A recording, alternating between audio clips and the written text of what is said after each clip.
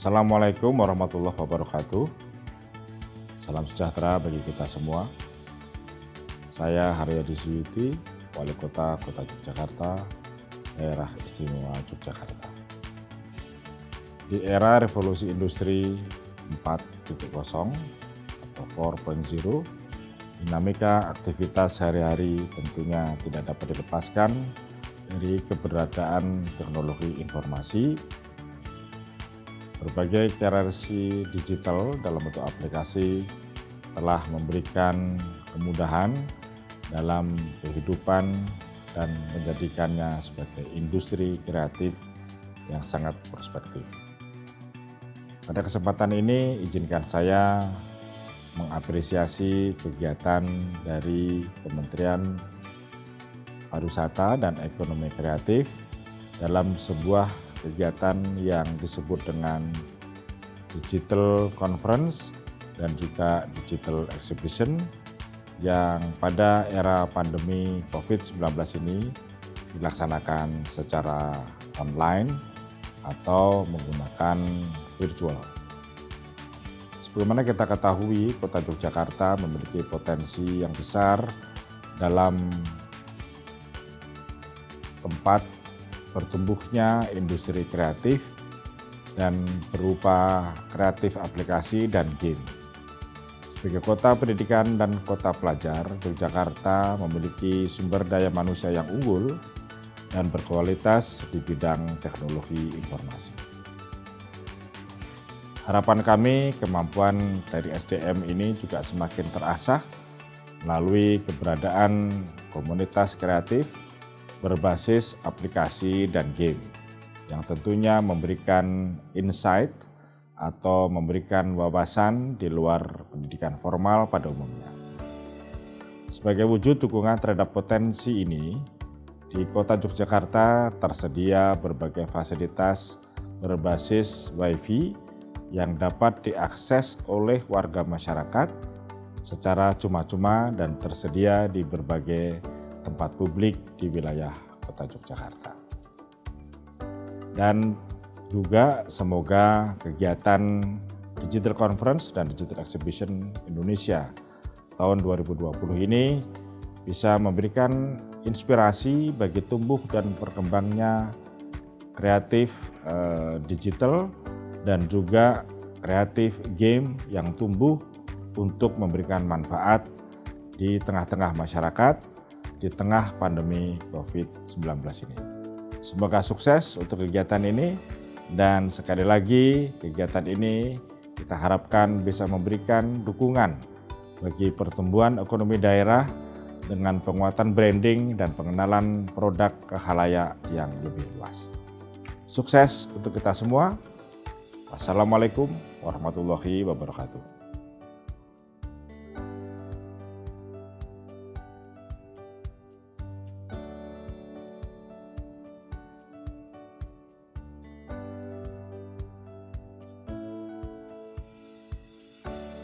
Halo, saya Dito Anindita, CEO dan founder dari Botika. Halo, saya Eri Kuncoro, co-founder dan CMO dari Botika. Botika berdiri pada tahun 2017, kami memulainya dengan 5 orang founder. Saat ini total tim kami adalah 40 orang di kota Yogyakarta dan Jakarta. Botika memulai perjalanannya dengan membuat satu sistem berbasis AI dan machine learning, di mana sistem ini dapat menjawab secara otomatis semua pertanyaan yang diajukan oleh pengguna. Sistem ini digunakan oleh perusahaan kecil dan besar yang menjual produk dan jasanya secara online, sehingga mereka dapat menjawab dan melayani transaksi dari semua user mereka yang dalam jumlah banyak dari berbagai macam sosial media. Saat ini kami mempunyai aplikasi yang kami kembangkan yaitu namanya Chatbotika. Chatbotika adalah salah satu alat untuk memudahkan online shop UMKM untuk melakukan komunikasi melalui satu channel yaitu aplikasi kita Chatbotika. Saat ini Chatbotika telah di-download lebih dari 2.000 pengguna dan mereka telah merasakan kemudahan bagaimana berinteraksi dengan konsumen, berinteraksi dengan berbagai macam channelnya mereka di dalam satu sistem. Harapan kami kepada pemerintah adalah bagaimana terus mengembangkan teknologi sebagai salah satu tools untuk bisa memajukan UMKM, memajukan online shop di Indonesia. Di masa pandemi ini khususnya, kita tahu bahwa banyak perusahaan mengalami kesulitan. Dan di masa saat ini, UMKM adalah satu ujung tombak kita untuk dapat bangkit dari krisis. Kami memiliki misi untuk mempersenjatai mereka dengan artificial intelligence, sehingga mereka dapat mengembangkan bisnisnya secara mudah di online, sehingga mereka dapat berkompetisi dengan perusahaan-perusahaan lokal maupun global.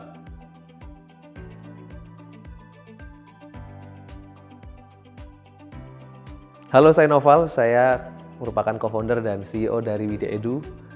Kami dari Yogyakarta, dan Widya Edu sendiri merupakan sebuah platform pembelajaran interaktif yang hemat kuota dengan learning management system dilengkapi dengan artificial intelligence dan juga data compressor technology. Kami didirikan di bulan Juni 2020 dengan jumlah karyawan kurang lebih ada 24 orang. Widya Edu hadir karena kami melihat sebuah keresahan di dunia pendidikan Indonesia, di mana kami melihat belum meratanya kualitas yang ada di setiap daerah. Dengan hadirnya Widya Edu, kami harap kami mampu memberikan akses yang sama, kualitas yang sama untuk siswa-siswa di berbagai daerah di Indonesia. Jadi kualitas pendidikan di Yogyakarta yang merupakan salah satu kota pelajar dan yang terbaik di Indonesia, harapannya bisa dirasakan juga oleh para siswa dan masyarakat di daerah-daerah lain di luar Jogja, bahkan luar Jawa. Sejauh ini kami berjalan kurang lebih 4 bulan, dan dalam 4 bulan itu kami sudah mendapatkan lebih dari 20.000 users, dan 10.000 users itu didapatkan dalam waktu sebulan, bahkan menggunakan budget marketing dan operasional yang sangat rendah. Dan ke depan kami harap bisa melebarkan sayap lagi untuk bisa membantu sekolah-sekolah juga, dan juga bimbingan belajar, lembaga bimbingan belajar melalui sistem yang kami buat. Saya mengapresiasi betul apa yang sudah dikerjakan Kemenparekraf, dan saya harap hal-hal positif semacam ini bisa terus dilanjutkan untuk mendukung para pelaku usaha dan para pelaku kreatif di Indonesia agar semakin banyak orang-orang yang bisa difasilitasi dan memajukan Indonesia.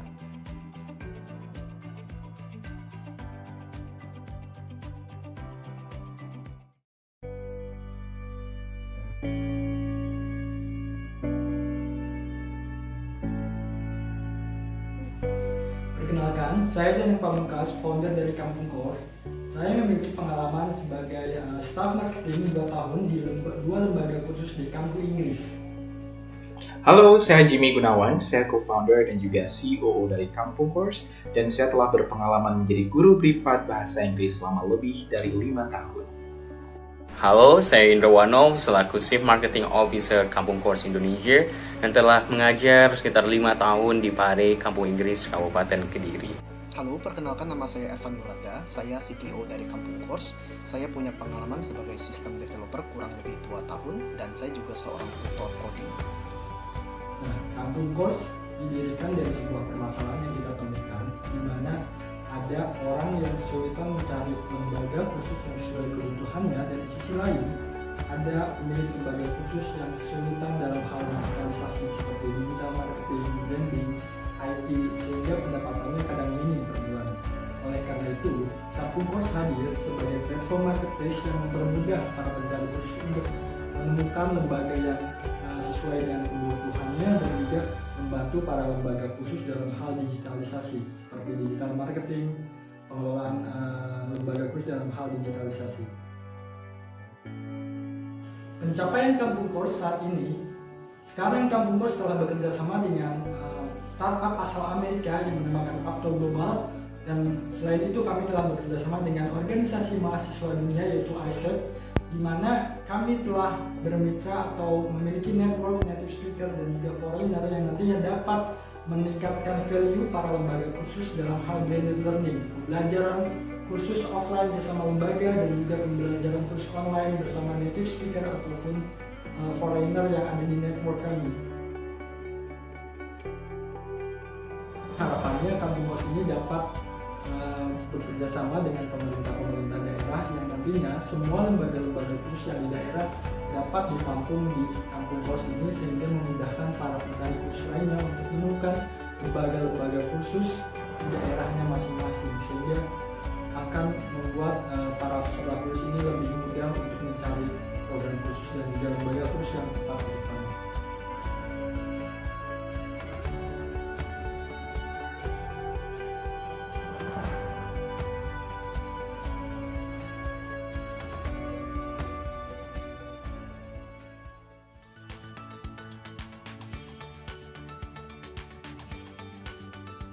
Assalamualaikum warahmatullahi wabarakatuh. Perkenalkan, saya Neisa Prabadari Kumalan Intias, saya tim leader dari startup Motiko.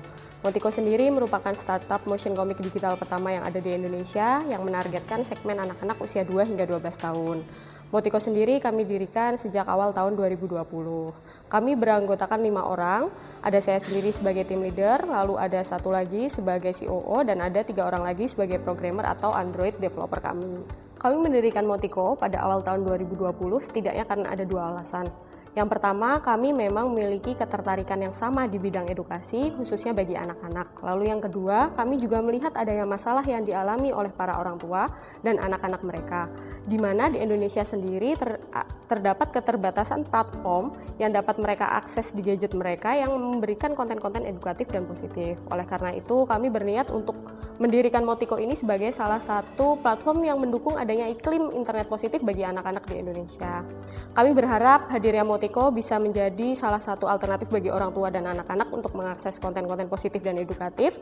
Selain itu, kami juga berharap bisa menjadi aplikasi motion comic digital pertama di Indonesia dan yang terbesar yang dapat memberikan manfaat yang lebih besar lagi ke depannya. Sebagai startup yang baru didirikan pada awal tahun 2020, Motiko sudah berhasil menjuarai Dilo Hackathon Festival sebagai juara 3 pada kategori edukasi. Kami juga sudah memiliki kreator yang bertanggung jawab untuk membuat konten-konten komik untuk Motiko sendiri sebanyak 4 orang. Besar harapan kami kepada pemerintah, khususnya kepada Kementerian Pariwisata dan Kreatif, untuk dapat terus mendukung ekosistem startup digital, khususnya di bidang aplikasi dan games di Indonesia.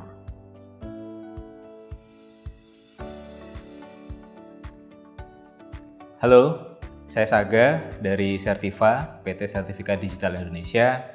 Kami adalah layanan sertifikat digital yang membantu organisasi untuk menerbitkan sertifikat digital yang sah dan bisa diverifikasi. Sertiva berdiri sejak akhir tahun 2018, hingga saat ini artinya sudah hampir 2 tahun. Tim Sertiva saat ini beranggotakan 7 orang dan semuanya berdomisili di Kota Jogja. Sertiva dibangun karena kami melihat selama 3 tahun kami berkecimpung di dunia ketenagakerjaan, kami melihat banyak permasalahan terkait dengan link and match antara talenta dan juga kebutuhan dari industri. Dan kita melihat banyak sekali kasus pemalsuan sertifikat yang sebetulnya ini sangat disayangkan karena sertifikat itu seharusnya bisa menjadi sebuah alat bantu dalam melakukan link and match. Itulah mengapa kami kemudian berinisiatif untuk membangun sebuah solusi yang mendigitalkan sertifikat yang selama ini kita tahu bentuknya adalah paper based. Ya, Sertiva saat ini bisa digunakan oleh lembaga atau organisasi atau mungkin perguruan tinggi untuk menerbitkan sertifikat digital maupun ijazah dalam bentuk elektronik. Dan ke depan kami berharap sertifikat digital semakin banyak diadopsi oleh khalayak di Nusantara ya, baik itu talentanya maupun juga dari lembaga pendidikannya. Dan saat ini Sertiva sudah memiliki hampir 10.000 user dan juga digunakan oleh hampir 100 organisasi dari Indonesia. Sertiva memang saat ini kita lebih banyak fokus kepada bisnis kami sehingga untuk sebuah kompetisi sebetulnya kami tidak terlalu banyak terlibat ya, tapi alhamdulillah akhir tahun 2019 kemarin kami menjadi salah satu finalis di The Next Dev Telkomsel tahun 2019. Sertiva berharap regulasi terkait dengan ijazah atau sertifikat digital bisa terwujud sehingga ini menjadi pintu bagi kami dalam mengembangkan solusi Sertiva supaya lebih banyak diadopsi dan pada akhirnya ini bisa membantu mereformasi atau memperbaiki hal-hal yang selama ini mungkin masih menjadi kendala dalam dunia ketenagakerjaan di Indonesia. Sehingga harapannya ke depan Sertiva bisa membantu melink and match antara talenta dan juga dengan kebutuhan industri.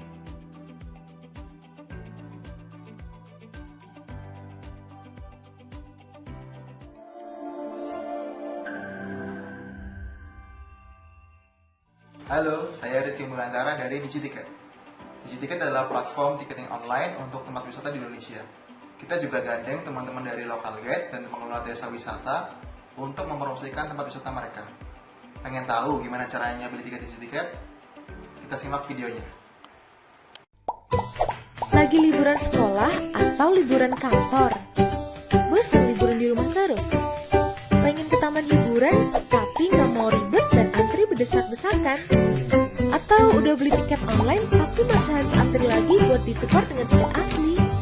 Kini hadir aplikasi digitiket.com, cara aman, mudah, dan praktis pesan tiket wahana rekreasi. Melalui aplikasi ini, kamu bisa pesan tiket wahana rekreasi di mana aja, kapan aja. Tinggal pilih tempat rekreasi yang akan dituju, tentukan tanggal kunjungan, dan jumlah tiket yang akan dipesan, serta lakukan pembayaran secara online. E-tiket akan dikirim via email dan SMS lewat smartphone kamu. Terus datang ke lokasi dan scan tiket kamu di pintu masuk. Nah, sudah tahu kan gimana caranya pesan tiket di platform kita? Ini ada salah satu video dari pengunjung tempat wisata yang memakai platform kita untuk liburan akhir tahun kemarin. Mari kita simak videonya. With DigiTicket, it is so easy to book your vacation. You just go online on the application, you choose where you want to go, and in 2 minutes you get your tickets. You pay either by GoPay, by bank transfer, or credit card, and you receive the tickets in the application. You come to the park and you just scan the ticket. You skip the queue. There's no waiting time, and within just a few minutes, you, your friends, or your family, you are all inside. DigiTicket. It's easy and cheaper than any other application.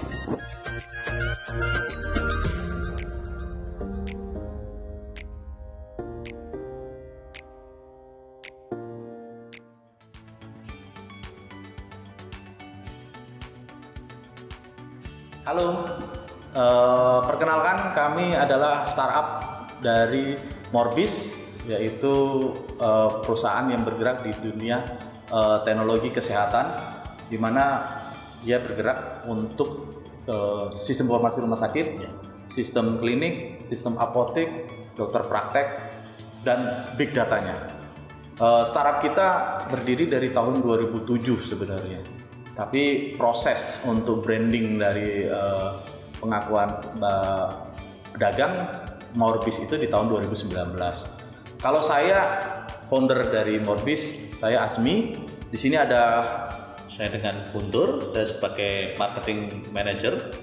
Ya, kita satu tim berkisar ada 40 orang ya, Mas Guntur. Ya, di luar dari freelance, di dalam 40 orang itu kita punya front end, back end, analis, terus ada HR, ada finance, banyak divisi struktur organisasinya. Sebenarnya mimpi awal kami kenapa sih Morbis itu ada? Jadi di dunia kesehatan, terutama di Indonesia, kita punya permasalahan integrasi data. Jadi selama ini lini-lini di mana rumah sakit, klinik, apotek, dokter praktek ini tidak pernah ada terintegrasi. Sehingga ketika ada seorang pasien yang mengalami permasalahan, ketika masuk ke rumah sakit A dan ke rumah sakit B, itu biasanya mereka tidak mempunyai data yang mengalir.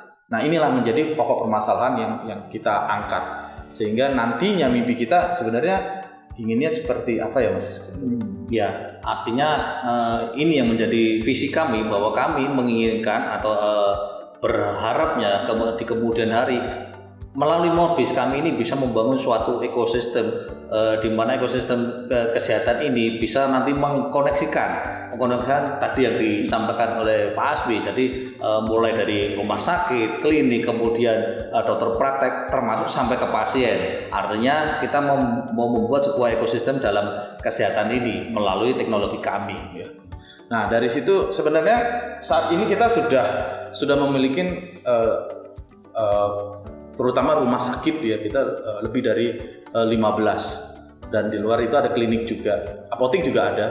Nah, mimpi kami dengan mengakuisisi banyaknya customer, terutama rumah sakit, kita akan menjadi sebuah wadah atau sebuah tempat ekosistem itu big data, di mana nantinya pasien itu ketika dia pindah ke rumah sakit manapun dia sudah mempunyai data terintegrasi.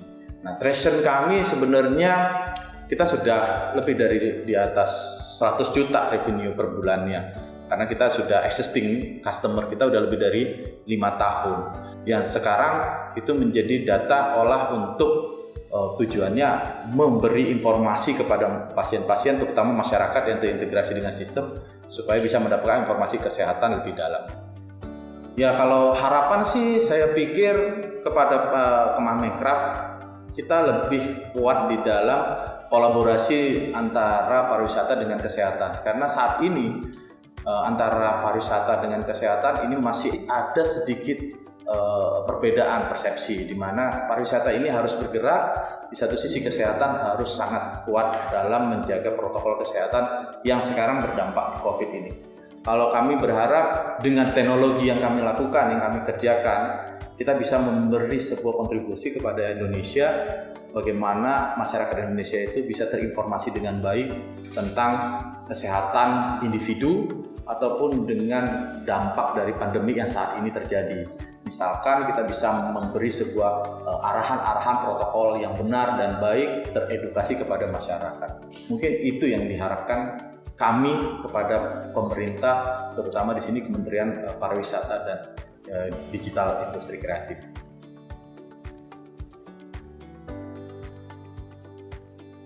Hai, saya Irfan, Game Director dari Selo Games. Halo, saya Joshua, level designer dari Selo Games. Saya pertama kali bertemu dengan Yosua saat itu saya sedang bekerja di Codemasters, dan kebetulan dia magang di situ, mejanya pas di sebelah saya, dan singkat cerita saya ngobrol dengan dia, hey kamu orang Indonesia, gimana kalau kita bikin game indie di Indonesia? Dia setuju dan let's do it. Singkat cerita juga, Selo Games didirikan pada tanggal 23 Juni 2020 dengan terdiri dari 2 tim produksi dan tim marketing. Tim produksi terdiri dari 3 orang, 1 programmer, 1 desainer, dan 1 artis. Dan di bagian marketing terdiri dari 2 orang, working remotely, yang 1 di Kalimantan dan yang 1 di Jakarta. Jadi untuk sekarang kami punya project Escape from Naraka.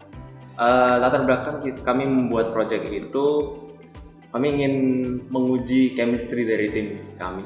Jadi cari tahu, apakah kita bisa bekerja dengan kita bisa work well. Jadi Escape from Naraka itu basically adalah horror platformer 3D yang berdasarkan tema Bali. Nah, dream kita untuk game Escape from Naraka ini, kita ingin mengekspos aspek dari Bali dari segi kesenian dan budaya kepada masyarakat luar. Jadi tidak hanya dari segi pariwisata, tapi dari segi kesenian dan budaya juga. Dulu saya bercita-cita untuk menjadi guru komputer saja di kampung halaman, Desa Tanah Grogot, Kalimantan Timur. Saya tidak pernah menyangka bisa bekerja di AAA Game Studio, dan sebagai rasa syukur, saya kembali ke Indonesia untuk membangun industri game di negara sendiri, dengan tujuan semoga bisa memberikan nafas segar dan meningkatkan kualitas game di Indonesia dengan mendirikan Selo Games, studio game lokal yang memiliki manajemen yang lebih efisien dan dana yang lebih tepat sasaran. Dan kami sebagai Selo Games juga mau berterima kasih kepada pemerintah untuk dukungan-dukungan di recent years untuk industri game Indonesia. Dan kami harap kedepannya program-program seperti ini tetap dilakukan oleh pemerintah untuk mendukung muda-mudi Indonesia untuk unjuk gigi kreativitas ke pasar game luar.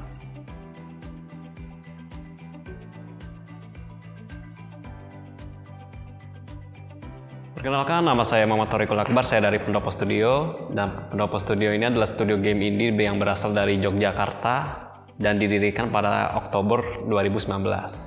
Pendopo Studio ini terdiri dari 3 tim inti yang saya sendiri sebagai founder, game designer, serta artis, dan 2 teman saya sebagai visual artist dan programmer. Pendopo Studio saat ini sedang mengembangkan game yang berjudul Rendezvous. Rendezvous ini adalah game 2,5D pixel art puzzle adventure yang menggabungkan antar gameplay eksplorasi, combat dan stealth. Dan game ini menceritakan tentang seorang yang bernama Setio. Dia mantan agen yang sedang menjalani hidupnya dengan tenang. Tiba-tiba ada mendengar kabar bahwa adiknya ada dalam bahaya gitu di kota futuristik Neo Surabaya gitu. Dan kenapa kami ingin menciptakan game ini? Kami awalnya ingin menampilkan sesuatu yang baru untuk presentasikan culture Indonesia gitu, yang sebelumnya kan masih seperti yang kebanyakan biasanya seperti game horror atau apa gitu. Kami ingin membuat sesuatu yang berbeda gitu, dan dari situlah kami membuat game Renfu ini. Dan impian kami untuk game ini adalah player luar pastinya itu bisa mengenal kultur Indonesia dan Asia Tenggara juga dalam hal teknologi. Untuk game ini sendiri, kami juga pernah mengikuti Indie Game Startup Incubation dalam pengembangan game ini, dan dari situlah game ini jadi lebih berbobot lah ya, kata-kata gitu. Dan kemarin juga setelah mengeluarkan demo yang terbatas, kami memiliki sekitar 300 download dan 2000 views serta Steam wishlist besar 130-an gitu. Dan yang terakhir, harapan untuk pemerintah, kami mengharapkan pemerintah itu bisa mendukung secara penuh industri game Indonesia ya. Apalagi ya akhir-akhir ini yang sedang istilah kata naik daun gitu, dan agar bisa mengembangkan SDM Indonesia lebih berkualitas yang dapat bersaing secara internasional gitu, dan tidak kalah dengan negara-negara tetangga gitu, dan dapat memanfaatkan kondisi ini sebagai untuk meningkatkan soft power Indonesia gitu.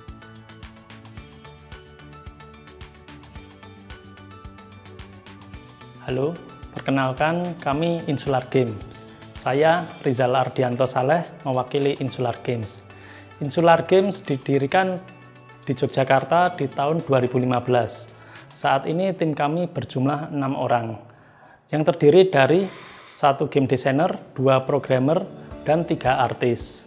Kami adalah tim yang sebelumnya bekerja di salah satu game company di Indonesia yang berfokus di mobile game. Di game pertama kami ini, kami memanfaatkan skill kami yang sudah ada, yaitu 2D game di platform PC.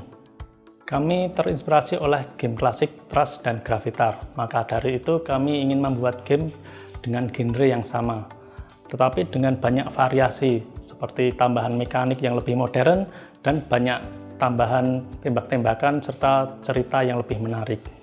Maka dari situ lahirlah Gravitators. Gravitators adalah game yang berbasis gravitasi di mana pemain ditantang untuk melewati berbagai macam halangan serta menghancurkan musuh sembari pemain diberikan kendali yang sangat susah, yaitu hanya sistem rotasi dan thrust, serta sumber daya yang sangat terbatas seperti limited hull, limited fuel. Sehingga di sini pemain sangat ditantang untuk bisa melewati misi-misi yang sangat susah. Kami membuat game Gravitators karena kami melihat jumlah game yang berbasis space shooter dengan kesulitan yang tinggi sangat sedikit di Steam. Sehingga kami pun tertantang untuk mentrendingkan lagi game seperti ini. Dan sepertinya kami berhasil karena setelah launching Gravitators, kami melihat game dengan genre ini mulai bermunculan di Steam. Setidaknya mereka akan rilis di tahun 2021. Harapan kami ke depan, kami bisa membuat game ini dengan menambahkan fitur seperti online multiplayer, procedural level generation, serta modable karakter dan level, serta membuat produk-produk turunan seperti Gravitator Papercraft. Kami telah merilis demo di Steam beberapa waktu lalu dan mendapat respon positif dari beberapa reviewer. Dan kami telah mendapat beberapa wishlist yang cukup lumayan untuk game pertama kali kami. Kami pun mendapatkan feedback yang menarik untuk dapat mengimprove Gravitator sebelum rilis. Harapan kami terhadap pemerintah adalah untuk mensupport startup game yang sedang berkembang, baik secara finansial ataupun membantu untuk memasarkan produk startup tersebut, ataupun memberi kemudahan-kemudahan dalam pengurusan legalitas dan semacamnya. Karena pastinya startup yang baru memiliki resource yang sangat terbatas dan beresiko tinggi. Tetapi melihat potensi kesuksesan ke depan yang sangat tinggi karena mencoba meraih pasar global. Karena untuk mengawali sebuah bisnis game itu sangat berat, seperti untuk mengumpulkan orang-orang yang sangat kreatif dan berkemampuan tinggi, serta pengeluaran yang sangat tinggi untuk pembelajaran, pemasaran, dan produksi.